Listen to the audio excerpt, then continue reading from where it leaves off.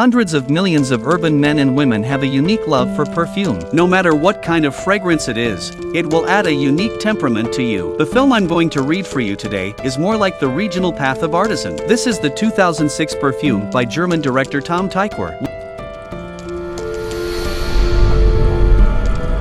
To the fleeting realm of scent.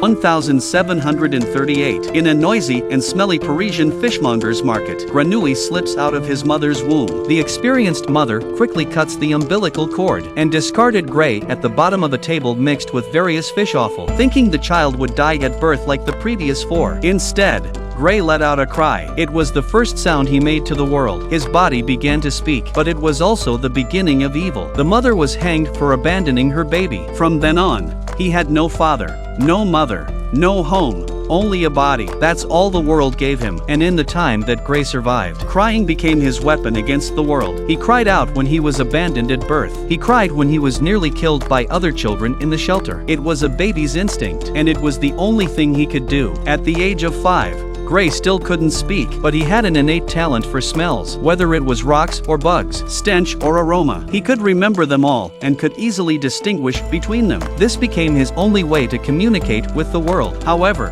when Gray was 13 years old, he was sold by Mrs. Gyre of the asylum for 7 francs to Grima of the leather factory. Working in the factory was like livestock. The slightest misstep was usually followed by a beating. In such a harsh environment, most of the workers did not survive 3 years. But Gray, who came from a rotten fish stall, was still alive after 5 years in the factory. This made Grima curious about the skinny kid. She arranged for Gray to travel with her to Paris to make a delivery. For Gray, the road to Paris was a journey into a kingdom of flavors. As the largest city in Europe, Paris is home to a wide range of people from all walks of life. From the dirty and smelly underclass, the city is home to a wide range of people. From the dirty and smelly underclass to the fashionable and fashionable. For Gray, they all have a unique smell, no matter what kind of odor Gray is not averse to. At this moment, he was like a monster who wanted to smell all the scents, greedily enjoying every scent. One night, Gray was walking downtown and was attracted to a smell like no other. In the middle of the crowd, he used his superior sense of smell to find the source of the smell. It came from a girl who was trading flesh on the street. He followed her and approached her. He smelled her arm. The girl dodges out of fear, but Gray was in hot pursuit. And when Gray came to her again, he was still for the scent of the living. But when someone passed by, he had to muzzle the girl who shouted out. He never thought he'd let her breathe. He was still absorbed in the girl's scent, until the girl gradually lost her body temperature. The smell disappeared with her.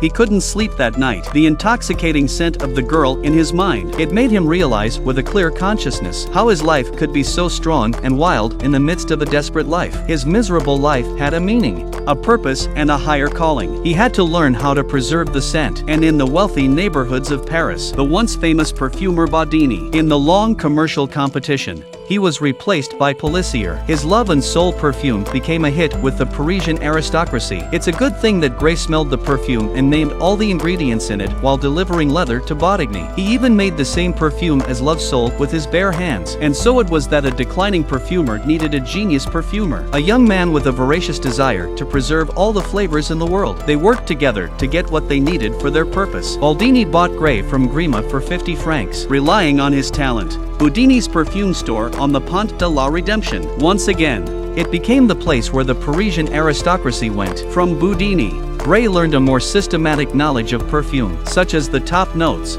middle notes, and bottom notes of perfume, and how to use the distillation method to obtain essential oils from plants. This was the beginning of Gray's nose life. He knew he had a higher calling, and that was to preserve scent. But when Gray used distillation to extract the scent of chains, glass, and even cats, it all failed. He was furious. He even fell into a coma and was bedridden. Even the doctor Baudini called said Gray was terminally ill. His days were numbered. Maybe it was sympathy. Maybe it was for profit. Baudini told Gray there was an ancient technique to be learned in the perfume mecca of Grasse. Using the method of oil dissociation might preserve the scent as he had hoped. With renewed hope, Gray, within a week, He had completed his recovery, and with the recipe for 100 perfumes, in exchange for a certificate of apprenticeship from Baldini, he traveled alone to Grasse to start a different kind of nose life. On the journey to Grasse, every time Gray got further away from the city, the air around him became fresher and purer. He felt happier and happier. His nose guided him away from the people. The higher and farther he went, the more desolate it became. Loneliness was like a magnet leading him to the top. For a moment Grenouille could not believe it. He had found a place where the smell was almost completely absent. All that spread around him was stone and the scent of peace. In Gray's eyes, it was a sacred place, free from the distractions of the outside world. He could finally bask in himself. It was a wonderful feeling, until one day, Gray dreamed of the girl he had killed. In the dream, the girl was unaware of his presence. When he woke up, he suddenly realized that although there were 1,000 smells between his clothes, gravel, moss, even the sausage he ate weeks ago, but one was missing, and that was his own scent. For the first time in his life, Grenouille realized he didn't have his own scent. For the first time in his life, Grenouille realized that he had no smell of his own. He realized that all his life he had been a nobody to everyone. What he now felt was the fear of his own oblivion. It was as though he did not exist. Poor Gray, who was exposed to the world. Gray, who relied entirely on his sense of smell. It was a declaration of his nothingness. His whole life was insignificant to others. He was afraid of being ignored and overwhelmed. The next morning, Gray had a new plan. He must continue on his journey to Grasse. He must create the perfect perfume to prove his existence. On the road to Grasse, on the way to Grasse, Gray meets a girl named Lola and becomes obsessed with the scent she emits. Followed her to Grasse. It is because of his arrival that this originally peaceful town is in a state of panic. From the time he mastered the oil paper disintegration method, there were many young girls dying in Grasse. All women were restricted from going out. The distribution of guns to civilians did not stop the situation. It even got worse. Using the scent of a young girl's body as a base, Gray would create the most perfect perfume in the world and keep their beauty forever. Innocent prostitutes die. The hide-and-seek twins are dead. The death of a woman on the streets of Grasse. Yet the deaths of these 12 young girls, seemingly only to pave the way for Lola, the most fragrant woman of all. On the way to Grasse, he smelled this scent. From then on, he could never forget it. It became his highest goal to possess this scent for himself. Although Lola's father, Li He, after realizing the danger of his daughter, he took her away from Grasse as soon as he could. But Gray was still able to find them with his keen sense of smell, and found them. After nightfall, Gray sneaked into the lakeside hotel. Lola was killed in a brutal way. The police in Grasse finally found a clue to the real killer. It turns out that the thin but hard-working young man was the ghost hiding in the darkness. They all set out to catch this demon and put him to death. After Gray had refined Lola's scent, the perfect perfume was finally finished, and he was so absorbed in his work that he didn't even know it. The police had surrounded him for the day of the execution. The square of Grasse was already filled with angry people. The roofs were burning with fire in the eyes of the people. According to the local law, the heretic would eventually be sentenced to the cross. The people would break his limbs. This should have been Gray's rightful end. But when he opened the perfect bottle of perfume, the policeman in charge of the escort instantly became his servant. He rode to the square in a beautiful carriage to be judged like a symphony conductor. He waved his perfumed handkerchief. The people's anger faded like a tide. No one could resist the temptation of perfection. Gray was instantly pardoned. The executioners worshipped him. The bishop fell to his knees and called out to the angels. Handkerchiefs floated to the crowd with the wind. The huge square was transformed into a new Garden of Eden. Gray stood in the middle of the square like a god looking down on the faithful, dancing in the web of perfumed desire. He thought again of the girl he had killed by mistake. This time she felt his presence. They embraced and kissed, but the girl was dead. Gray shed tears. June 25, 1776. At the age of 38, Gray finally returned to the place where he was born after dark. It was still filthy and fetid. He closed his eyes and poured the rest of the perfume over his body. The beggars gathered around and gobbled him up.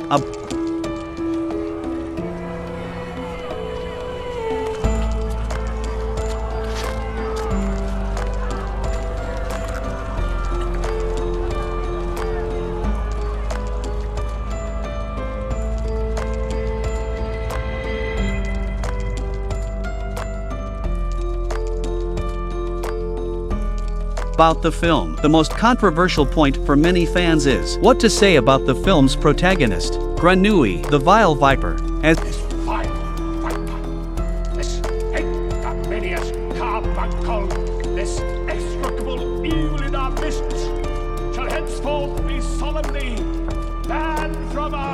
presence, rejected from the communion of Holy Mother Church, as a disciple of Satan, slayer of souls. He is called the shameful sore, the devil's attendant, a man who is a vicious sorcerer, born in a fish market where the smell is so strong that it almost suffocates. His mother gave birth to him as if she had excreted. He was even almost disposed of with the dead fish after being sold into an orphanage. Gray, who was placed in a cradle, crowding out the space for others to survive, nearly suffocated by other children. Gray, who didn't fit in with the other children at the orphanage. At the age of 5, he could not speak. His weakened language skills also led him to be more in touch with nature, a primitive life force close to real life. He also has a deeper insight into the society. So as Gray grew up, he was always in the company of nature, and therefore rejected by everyone, unable to communicate with people. So it did not shape the concept of the mass level, morality, and value system. The search for a different smell became the driving force of Gray's survival. So when he met the girl who sold her body, he killed her to avoid being discovered. He did not feel moral guilt. Instead,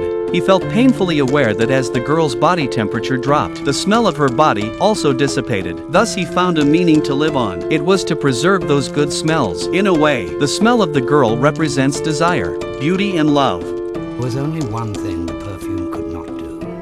It could not turn him into a person who could love and be loved like everyone else. So to hell with it, he thought. To hell with the